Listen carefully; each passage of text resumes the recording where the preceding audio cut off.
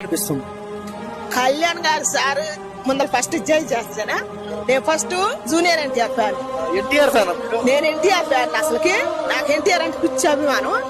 అయితే మన పవన్ కళ్యాణ్ సార్ వచ్చి నాకు ఆయన పరిపాలన చూసి ఆయన పడ్డ మాటలు అవన్నీ చూసి నేను అలా అన్నదమ్ముల అనుబంధాలు చూసి నేను మళ్ళీ ఆయన ఫ్యాన్ అయిపోయినా. అయినా కూడా మన తెలంగాణకు లేకుండా చేసిన 2 రాష్ట్రాలు ఎడగొట్టి ఆయన పోయి ఆంధ్రాలో పరిపాలన చేస్తాడు. ఏం ఉపయోగం? మన తెలంగాణకు రావాలి ఆయన పవన్ కళ్యాణ్. ఆ ఒక్క దేశానికే కాదు, ధర్మమూర్తి అయినప్పుడు మన తెలంగాణకు కూడా వచ్చి పరిపాలన చేయాలని నేను కోరుకుంటున్నా. పవన్ కళ్యాణ్ గారిని ఖచ్చితంగా కోరుకుంటున్నా. నువ్వు రావాలి, ఖచ్చితంగా మా తెలంగాణకు కూడా రావాలన్నా. నీ గురించి మేము ఎదురు చూస్తున్నాం.